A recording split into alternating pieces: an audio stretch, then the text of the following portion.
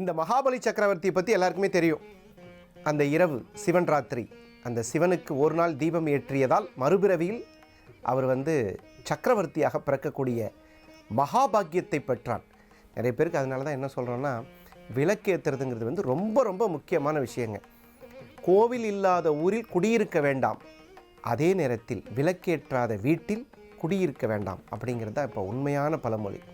என்ன காரணம்னா, தினமும் ஒரு விளக்கில் விளக்கேற்றி வழிபடும் பொழுது அந்த இடம் ஜோதி வடிவமாக மாறி அந்த குடும்பத்திற்கு ஒரு வெளிச்சம் வருங்க.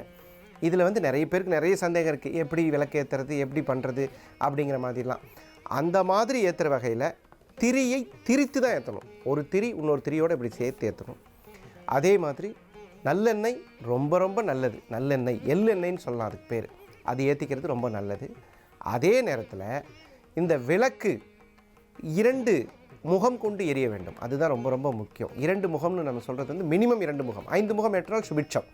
விளக்கு 2 விளக்கு எரியலாம். இந்த மாதிரி விளக்கேற்றி இரவு முழுவதும் எலியாக பிறந்தவர் அப்படி ஏறும்போது அப்படி விளையாடி இப்படியெல்லாம் கொஞ்சம் கொஞ்சமாக குறும்பு பண்ணிட்டு இருந்த அந்த எலி மறுஜென்மத்தில் கண்டிப்பாக ஒரு சக்கரவர்த்தியாக பிறக்கக்கூடும் என்பதை தெரியாமல் செய்தது.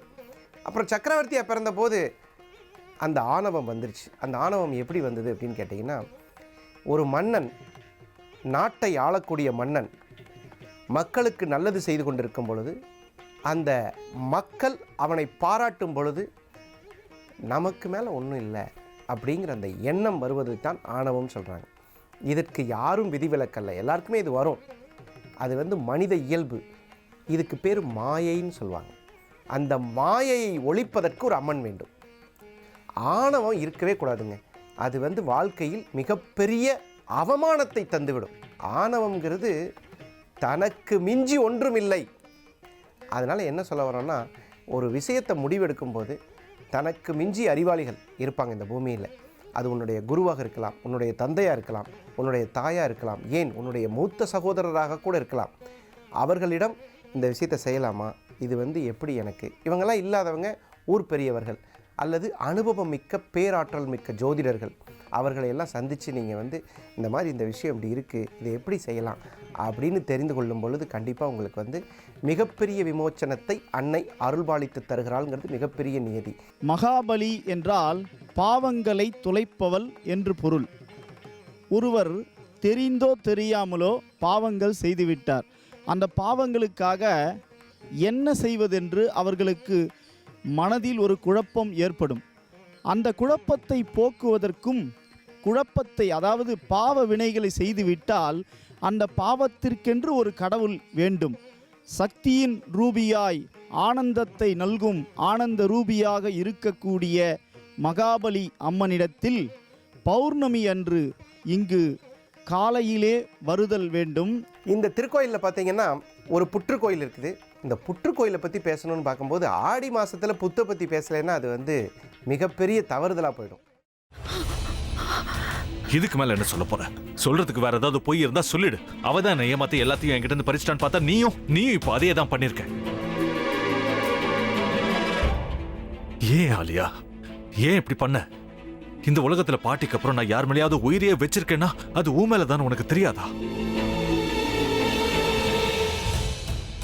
ஏன் இப்படி பண்ண ஆலியா? உனக்கு காசு பணம் அவ்வளவு முக்கியமா போயிடுச்சு. அதுக்காக நம்ம உறவை கூட மறந்துடுவியா?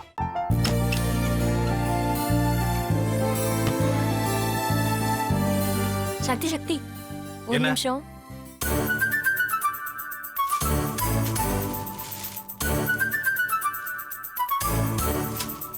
இந்தாங்க. என்ன இது? உங்களுக்கு பிடிச்ச பிராண்ட் செப்பல். இது என்ன நான் தலையில வச்சுட்டு தூங்கணுமா? சரி, அதை விடுங்க. இங்க பாத்தீங்களா, டைம் பீஸ். இதோட அலாரம்க்கு தான் நீங்க டெய்லி எந்திரிக்கணும். அதெல்லாம் என் மொபைல்ல இருக்கு. முத்து, முத்து, என்னடி இவன் முத்துன்னு ஒருத்தைய உருவாக்கி விட்டான். செல்வியை மறப்பான்னு பார்த்தா எப்ப பார்த்தாலும் முத்து முத்துன்னு கூப்பிட்டு இருக்கான். முத்துவை கூப்பிட மட்டுமா செய்யறான், முத்துவை வச்சு என்னென்னமோ செய்யறான். நாம தான் இழிச்சவாய் மாதிரி வேடிக்கை பார்த்துட்டு இருக்கோம். என்ன முறைச்சு என்ன பிரயோஜனமாயா? உனக்கு வேற குரல் போயிடுச்சு. அடுத்து அவ செல்வியை கூப்பிட்டானா என்ன பண்ண போற? உன்னுடைய விருப்பப்படியே நீ ராமநாத வீட்டு மருமகளா வாழ போற. கண்டிப்பா என்னுடைய ஸ்தானத்திலிருந்து அவன் உன்னை நல்லா பார்த்துக்குவான் அம்மா. டேய், அவரை பத்தி தான் உனக்கு தெரியும்ல. அவர் எந்த முடிவு எடுத்தாலும் அதான் ஃபைனல். நம்ம அப்பா வேணுமா வேணாமாங்கிறத நீயே முடிவு பண்ணிக்கோ. வாடா.